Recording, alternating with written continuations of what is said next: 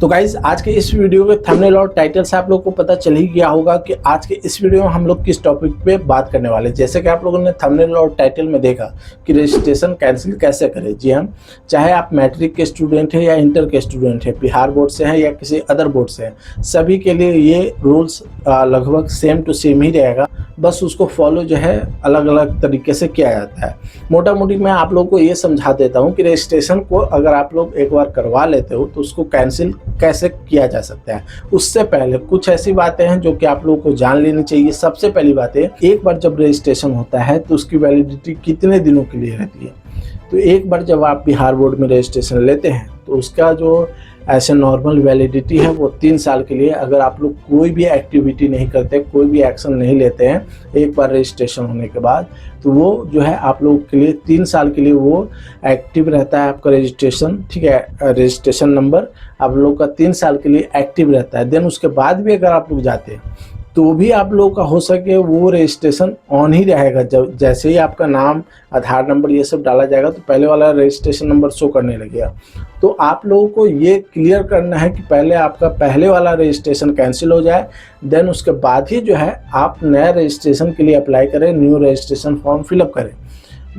Double यहाँ पे मैं एक चीज़ बता दूं कि गलती से भी आप लोग डबल रजिस्ट्रेशन फॉर्म फिलअप नहीं कीजिएगा, नहीं तो इन फ्यूचर आप लोगों को बहुत सारे प्रॉब्लम फेस करने पड़ सकते हैं। ठीक है, जब आप एक बार एडमिशन लेते हैं उसी टाइम आप लोगों का 1 महीने के अंदर अंदर, उतना भी टाइम नहीं लगता है, मैक्सिमम 1 महीना के अंदर अंदर जो है आपका रजिस्ट्रेशन हो जाता है। ठीक है, एडमिशन का प्रोसेस अलग है, रजिस्ट्रेशन का प्रोसेस अलग है, दोनों को समझ लीजिए। एडमिशन जो है स्कूल कॉलेज वाले करते हैं, ठीक है, उसको मैनेज स्कूल कॉलेज वाले करते हैं।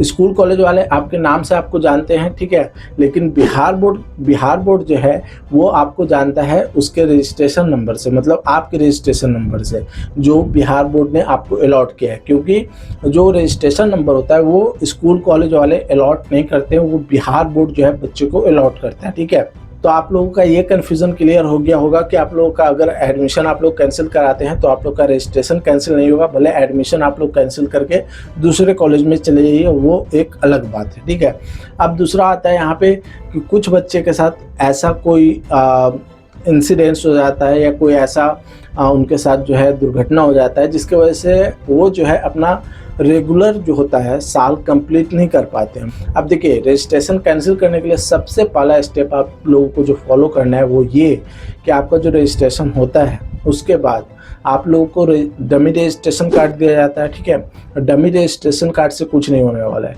उसको आप लोग चेक कर लो या ना करो। अगर आप लोग को कैंसिल करवाना है तब, जिनको नहीं करवाना है उनको तो चेक कर करके फिर उसको वापस देना होगा स्कूल कॉलेज में। देन उसके बाद ही आप लोगों का जो है ओरिजिनल रजिस्ट्रेशन कार्ड आएगा।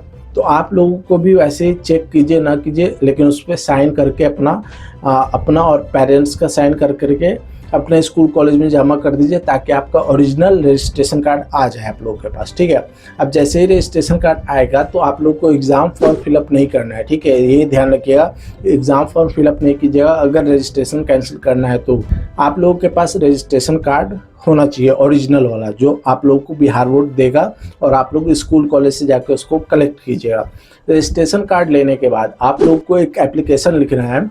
हिंदी में लिखना चाहते हैं तो हिंदी में भी आप लिख सकते हैं, मैं स्क्रीन पे दिखा दे रहा हूँ हिंदी में इस तरीके से, और इंग्लिश में इस तरीके से। आप चाहें तो इसको डिस्क्रिप्शन में दे दूंगा पूरा, आप लोग वहाँ से नोट कर लीजिएगा कि आपको क्या एप्लीकेशन लिखना है, कैसे क्या क्या लिखना है उसमें। ठीक है, सारा डिटेल्स में मैंने एप्लीकेशन लिख करके दिया हुआ है, तो वो वीडियो के डिस्क्रिप्शन में मिल जाएगा, तो आप वहां से जा करके उसको नोट कर लीजिएगा।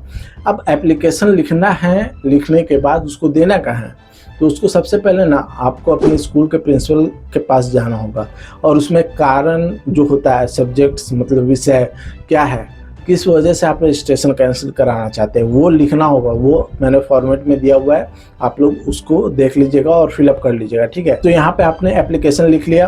एप्लीकेशन लिखने के बाद आपका जो रजिस्ट्रेशन कार्ड आया है उसका फ़ोटो कॉपी करा लीजिए, आधार कार्ड का फ़ोटो कॉपी करा लीजिए।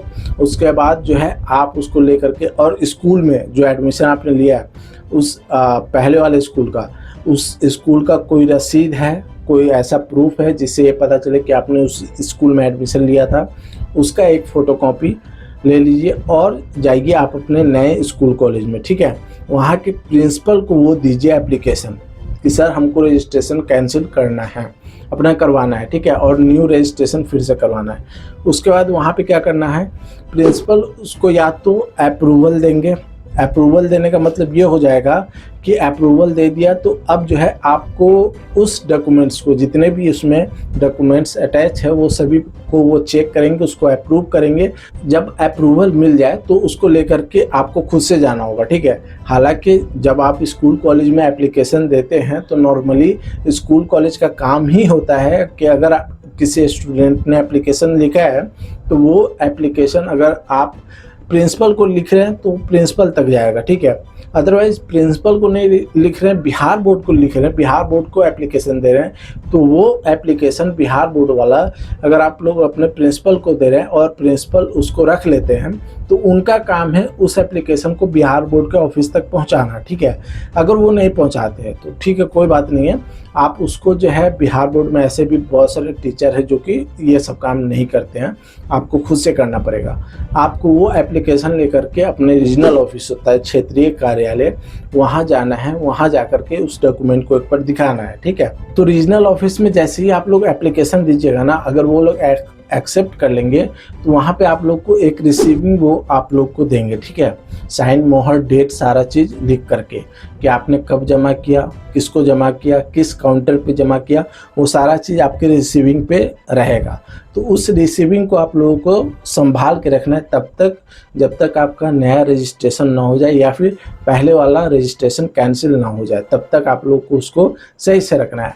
अब भैया पता कैसे चलेगा कि हमारा रजिस्ट्रेशन कैंसिल हुआ है या फिर नहीं हुआ है, तो वो आगे हम बात करते हैं। पहले ये समझ लीजिए, अगर रीजनल ऑफिस में भी उसको एक्सेप्ट नहीं किया जा रहा है, वहाँ से भी सिर्फ अप्रूवल दिया जा रहा है कि अप्रूवल है, आप जाइए मेन बोर्ड ऑफिस पटना या फिर गया और वहाँ जा कर के आपको अपना एप्लीकेशन देना होगा। एप्लीकेशन देने के बाद आप लोगों का जो है रजिस्ट्रेशन कैंसिल किया जाएगा या फिर उसको अगर कैंसिल नहीं किया जाएगा तो उसका जो है आप लोगों को प्रॉपर सोल्यूशन दे दिया जाएगा कि अगर रजिस्ट्रेशन कैंसिल नहीं होता है तो आप लोगों को क्या करना है, ठीक है। ये बात आप लोग समझ गए। अब यहाँ पे ये भी समझ लीजिए कि अगर रजिस्ट्रेशन कैंसिल नहीं होता है तो आप लोगों को छोड़ देना है, आप लोगों को पहले वाले रजिस्ट्रेशन पे ही स्टडी करना है। भले 1 साल का गैप लगाओ कोई दिक्कत नहीं है, 2 साल का गैप लगाओ कोई दिक्कत नहीं है, 3 साल का गैप लगाओ कोई दिक्कत नहीं है, उससे आप लोगों को इन फ्यूचर स्टडी करने में कोई भी दिक्कत नहीं होने वाला है, ठीक है। जॉब वगैरह में वेरिफिकेशन में भी कोई दिक्कत नहीं होगा भाई।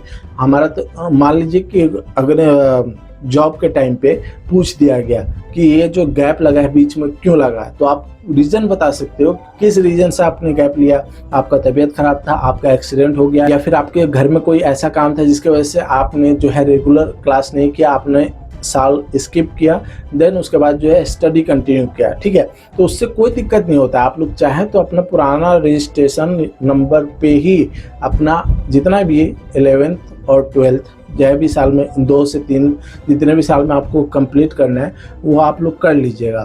तो मेरा सजेशन यही रहेगा कि अगर आप लोग को ज़्यादा ये नहीं करना है तो आप लोग बस रजिस्ट्रेशन को कैंसिल मत करो। अगर 1 या 2 साल का गैप है तो उसको आप लोग उसी रजिस्ट्रेशन नंबर को रहने दो और उसी रजिस्ट्रेशन नंबर पे अपना आगे का स्टडी कर लो। भले स्कूल कॉलेज चेंज करो, उससे कोई मतलब नहीं है।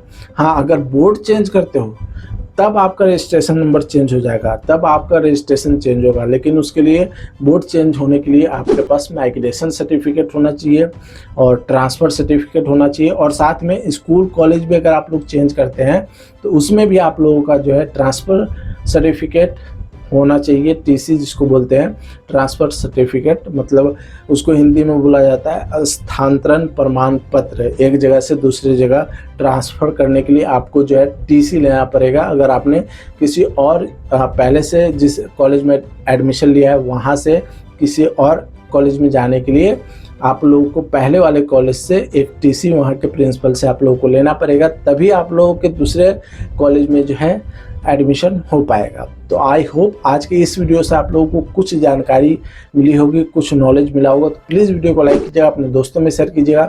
साथ ही चैनल पर पहली बार आए तो चैनल को सब्सक्राइब करके बेल आइकन प्रेस कर लीजिएगा ताकि इसी तरीके की वीडियोस इन फ्यूचर भी आप लोगों को देखने को मिलती रहे। तो बस दोस्तों आज के इस वीडियो में इतना ही, मिलते हैं आप सभी से नेक्स्ट वीडियो में।